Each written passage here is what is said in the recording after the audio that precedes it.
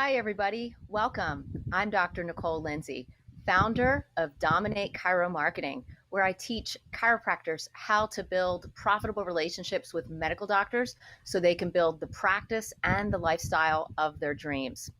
Welcome to ChiroSecure's Empowering Women in Chiropractic series. Thank you, ChiroSecure. We always have to start thanking them for everything they do for us, for our insurance needs, for putting out great information, bringing us together every week, for gathering helpful information that we can utilize for our practice and life. So thank you, ChiroSecure. And when you get a chance, make sure you thank them too. Today's topic is building your Rockstar team.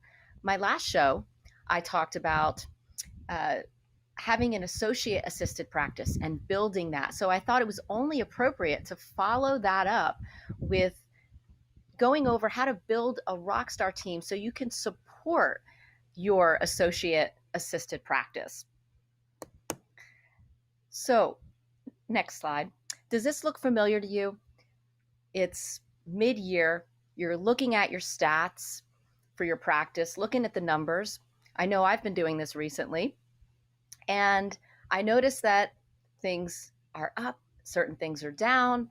And sometimes you just can't figure out what's going on, right? You think, why I'm working so hard. I'm working harder than I've ever worked in my life. And I just can't burst that bubble. I can't get the roof off the ceiling like I want to.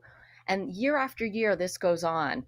If this is you, if you're experiencing this, if you're looking at your stats and you just can't break that ceiling that you've been at for a while, then I encourage you to listen to the next 20 minutes or so, because I may have a solution to you, for you.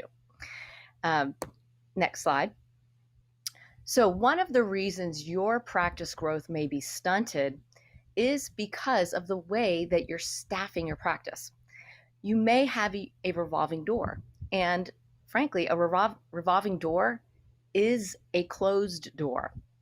So basically, there is such a high cost for high turnover.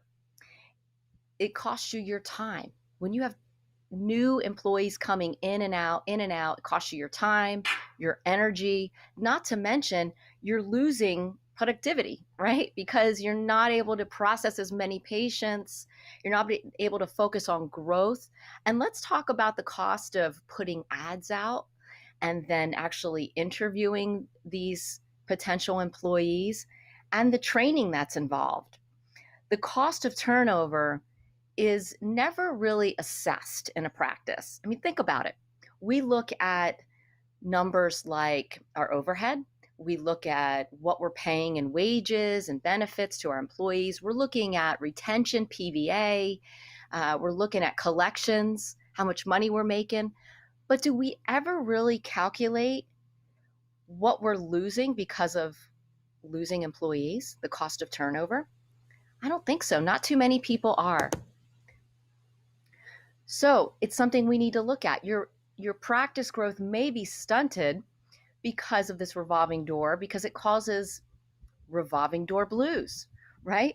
This lowers the morale for both you and your team, right? Isn't it depressing when you just get a new employee, you're getting them into the rhythm of your practice and how things go, and then they leave? It's a bummer, right? The morale, everything goes down.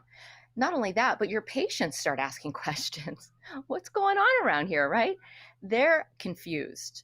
They liked Sally. They liked Mary, and now Mary's not here anymore. They liked the way that Judy hooked them up to the decompression table. They liked the way they were greeted by the certain front desk person, and now they're not there anymore. So your patients get the blues as well. There's also a lack of connection and cohesiveness when you have a revolving door at your practice. The most important reason why your revolving door is a closed door is because it prevents you from not obtaining your goals, right? So you can't focus on hiring and training at the same time. Now, I know some people say that you can. There are some schools of thought, some chiropractors, some coaches that are out there telling their their clients that, you know what, just keep an ad out. You're forever hiring. And this may be true if you have a solid office manager or somebody else that can really focus on hiring, interviewing, and training. But if that person is you, if you are the one doing all the interviewing and training, I'm going to tell you right now, you can't be two places at once. You can't be really jumping into growth and pushing and driving if you are training at the same time. So it's hard to do, it's hard to get new employees trained because it takes time while you're growing. So revolving doors can prevent you from obtaining your goals. A Deloitte survey that was conducted in the US found that it takes up to 6 months to get new employees working reasonably proficiently. 6 months, right? That, some of my colleagues can't keep CAs for 6 months. It also showed it takes 18 months until they are fully integrated into the culture of your organization. And it takes 24 months before they really know the strategy of the business that they have joined. 24 months. That's insane, right? Most CAs only last that long for most practices. The second reason your practice growth may be stunted is that a bad employee can poison the well. Let's talk about this. What does a bad employee actually do for your practice? Well, first of all, your brand is affected. You're losing credibility by having this so-called bad employee, this staff member that's poisoning the well. Your staff members are your brand ambassadors. So if they are not representing you or your brand well, it's only going to cause problem. They're underperforming, right? This is causing you a loss of revenue because now your other team members have to pick up the slack. And this isn't fair. So everybody gets disgruntled and it affects the whole entire team. This is going to cause a decrease in the morale of all the other team members and everybody's attitude. All it takes is one bad employee to create this cascade of events in your practice. So think of if this is going on in your practice, you probably know who that person is that's causing this, but they can be responsible for changing the whole work environment. Even if your practice is the most positive place to be, positive environment to work in, it can turn into a negative one by one bad employee. One bad employee starts calling out absenteeism, and this affects the rest of your team because now they're picking up the slack from this as well. And one of the most important reasons that a bad employee can poison the well is because customer loss. They can damage relationships with key patients that you have in your practice. And then those patients stop coming. They stop referring other great patients into the practice. On and on and on. Studies show that one bad employee in an otherwise high-performing group can bring productivity down by as much as 30 to 40%. Do I have your attention now? Yes, true. One bad employee. That is why building a Rockstar team can help close that revolving door. And it's something that we really need to be practicing on. Because what this can do, if you build a Rockstar team, it can help motivate you, can help motivate your team, can help inspire you, inspire your team so that you can hit your goals. Now, why did I choose this topic today? Well, yes, I said because it's a great follow-up to the associate assisted practice, but also because this is something that I experienced in my own practice. And I only give you in my shows things that I have experience with so that you can learn from it, take it if you will, and put it in practice for yourself. But this is something that I experienced over this past year. You know, COVID was a huge blessing to me for a lot of reasons. And one of those reasons is because of this very topic. I was analyzing my practice statistics year after year after year, and I had this juicy goal set, and I just could never hit it. We kept getting close, and then boom, fall back down. Getting close, and then boom, fall back down. For almost 20 years, this went on, right? Why couldn't I hit that goal? Well, what happened with COVID, our practice numbers dropped, just like most of everybody's, initially the first 3 or 4 weeks. And we had to temporarily let go all of our staff, all but one. And this was a great opportunity for me to really dive deep into my stats and look at my brand, my core values, my mission, what I stood for, what my practice stood for. And what I realized is that my team really wasn't on board with a lot of my core values, and they didn't fit in with my brand anymore. And it was not cohesive. So as we started building back, which didn't take long, it was maybe 5 or 6 weeks, we had some downtime with COVID, I started bringing Rockstar team players into the practice. Ones that really jived with what we were trying to create in the community. You know, my brand was really strong at that point, so I knew exactly what I wanted. And I brought team members in that fit with my brand, that fit with my mission, fit with my core values. And I'm going to talk about this over the next few minutes, what that was specifically. And you know what happened by doing this is that over the past year, from March of 2020 to March 2021, I had my best year ever in practice. Best year ever in practice. I hit that goal and beyond. I experienced so much growth, and I know it was because of this very topic, because I was able to build that Rockstar team so that we could grow, so that we could function as a team. And now I only have momentum going forward, and I don't even see that ceiling anymore, which is so cool. So here is exactly what I did. I'm going to share it with you. So number one, here's my roadmap, if you will. IQ tests and personality profiles. Should you? Yes, you should. Absolutely, you should. IQ tests, in my opinion, for me, it ensures that I'm going to have a person on my team that learns very quickly, that can think on their toes, that has critical thinking skills, problem solving skills. Listen, I can't be everywhere all the time in my practice. So I need strong team players that can help me put those small fires out that I don't have to do all the time, that I can trust they will do a good job. They can think critically. IQ, high IQ, is a good determining factor for that.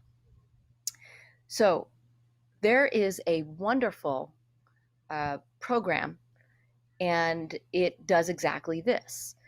It tests potential employees' cognitive skills, their motivation, and their personality, all three. It's called Wonderlic.com. And you can create an account. They have over 1,000 different job profiles to choose from. So an avatar, if you will, of personalities that are exactly what you want for this specific job. So whether it's a front desk assistant, or it is a med tech or exam tech, someone that's going to be doing vitals on the patients, that is a profile in there already set up for you. And basically you get one simple, easy score that encompasses all three so that it's easy for you to compare one candidate to the next. So create an account and choose the appropriate job position for your whatever position you're hiring for. So the personality, the motivation, the cognitive tests, they're not just for you as the employer. They're for the employee as well. Because if your newly hired employee gets into a position that they're not suited for, personality-wise, cognitive-wise, they're going to be unhappy. They're not going to stay with you. And this has happened to me so many times throughout the course of my career. I hired an amazing person that I thought would be perfect for the job. I get them in that seat and they cannot handle the position. And they're disgruntled, they leave, and it's a terrible break, right? This will prevent that because you are testing them to see if they are suited for that position. So it's not fair to them either to be put in a position that they're not suited for. So these cognitive motivation and personality tests are good for them and they're good for you so that you can find a good fit. So you can cut down on employee dissatisfaction and stop that revolving door, right? So number 2 is this hands-off approach that I have developed in hiring. And that way it's simple, it's easy. I don't have to stress about it. So I set it up so it's automatic because listen, if you have to sift through 80 to 100 resumes, who has the time to do that, right? And I know every time I put an ad out, maybe it's just Asheville, North Carolina, I will get 80 to 100 people applying for the job. And I simply do not have time. And whether you only get 20, seriously, do you have time? And what can you tell from a resume, right? It's hard. So don't waste your time looking at the emails and the resumes that come in. Instead, create a separate Gmail account. Call it Join Our Awesome Chiro Team at gmail.com, something to that effect. Create an ad on Indeed. I always use Indeed, and I do the free version. If you're in an area that you don't get enough hits, you may need to, sponsor it a bit. But what you can do is create an automatic email in your Gmail account so that every time a patient applies through Indeed and their resume gets put into your Gmail inbox, they will get an automatic reply. You don't have to do anything. And that email is going to say something like this. Thank you for applying for the front desk position at Back and Balance Chiropractic. We are so excited that you are interested in this position. The next step is to complete this test. Now, Wonderlic gives you a wonderful, easy link that you can just paste right into the email. And the email is going to say, once you've completed this test, we will be in contact with you for setting up an interview. Thank you so much. And that's it. So hands off, right? Now, you will only go into Wonderlic once or twice a day. Don't go in every minute. Give it a chance to build up. The dashboard, it's so easy. Basically, it will give you that number, the person's name and the number, how they scored for your particular position that you're hiring for. And what I only do is I only focus on the top 10%. So they have to be within that 90 to 100 percentile for me to invite them back for an interview. Because the software has done the work for me. It has weeded out all of these candidates saying that person's not going to be suited for that position. This person cognitively is not going to be able to handle that position. This person is not motivated. They're not going to enjoy that position, right? The software's done that for me. So I'm only going to invite the ones in that are showing that they can handle that position and that they're suited for it. So if I have 80 people apply, typically only 8 to 10 will fall into that top 10%. Makes it much easier to invite 8 people in for a one-on-one interview than 80. Wouldn't you say? Step 3 is actually conducting the interview. And here's the thing, if you have been watching my shows, you know that I am a get to the point kind of person. So I do that in my interviews as well. I don't have time to waste. I'm not going to waste your time. So let's just get to the point. So here are some of my key questions that I think really do a good job. And I'm going to tell you why. So first of all, you have to know your brand. You have to know what is important to you, what you want your employees to possess. Because again, your new employees are ambassadors for your brand and your practice. And whatever core values, whatever is important to you, they need to embrace them and represent them. So you have to figure out questions that will enable to get that out of them. Are they willing to possess these core values? Do they agree with them? Do they like them? Are they excited about them? If not, it's not going to work, right? So, for example, one of my number one core values is connection. I need to make sure that my patients feel a connection when they come in my practice from every single employee in my office, whether it's the front desk with a smile, the tech CA putting therapies on them, the chiropractor adjusting them. Everybody needs to connect with this patient the entire time they're in the practice. So that's important to me. So one of my questions is going to be, what interests you in working here? Now, what I'm looking for is I'm looking for the candidate to tell me that they really love to work with people, that they really love connecting. I love it when they say that word too, when they answer with that word, because I know that's it. That's what I'm looking for. That's my core value, right? So, what interests you in working here? I don't want to hear, ah, I don't know. I'm just looking for a place to land for a few months. I don't know. I just need a job. That's not what I'm looking for. That's not what my brand is, right? So, um, if you want to bust through your goals, you need to be really clear on your core values, your brand, and hire people that can help you, that they can be extensions of your arms, your hands, your fingers in putting this out there. The second question, why are you in the job market? One of my other core values is um, inspiration.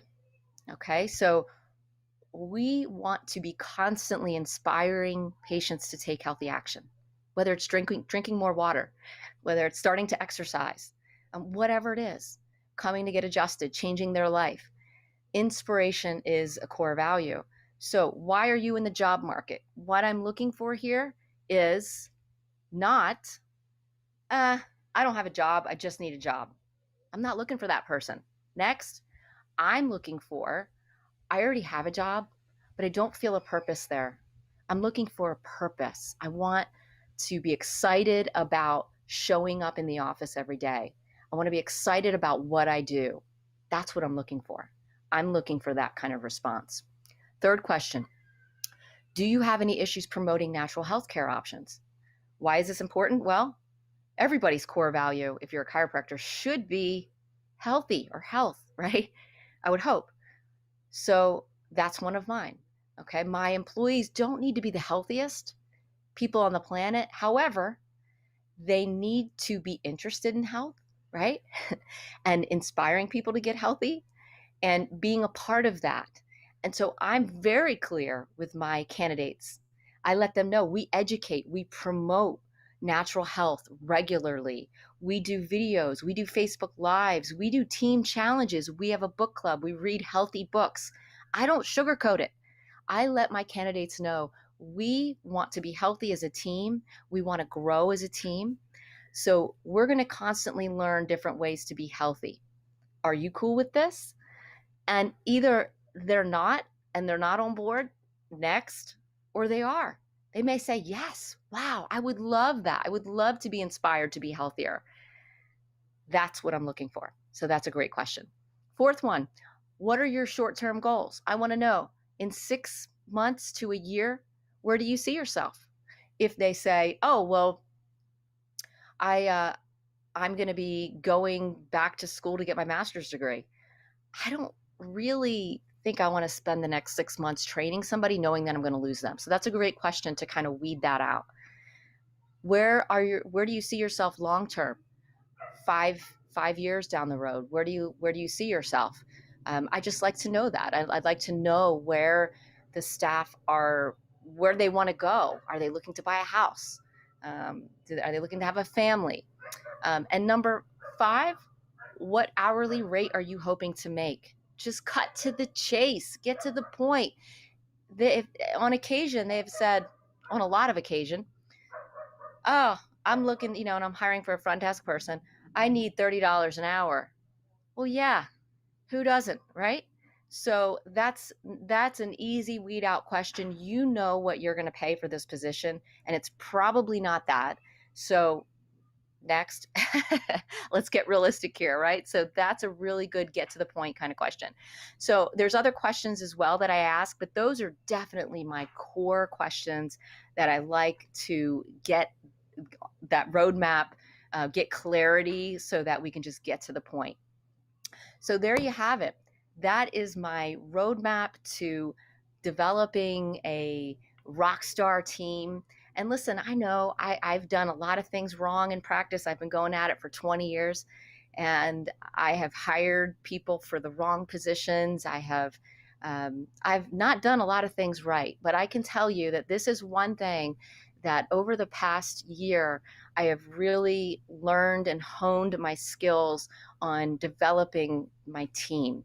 So much so that I see the importance of it. I now see that, you know what, there's so much more that we can do, so much more growth and momentum that we can achieve. And I want that for you too, because our profession needs you to grow in that way. So thank you for watching. If you have any questions about MD marketing, about anything chiropractic, don't hesitate to reach out to me, DominateChiroMarketing.com, and make sure you tune in for our next Empowering Women Facebook Live show. Thanks, everybody.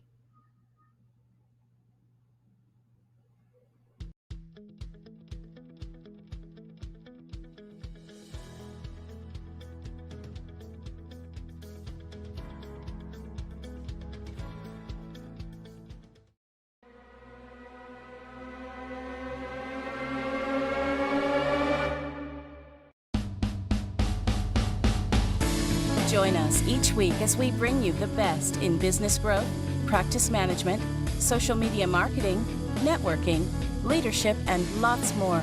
If it's about women in practice and business, you'll hear it here.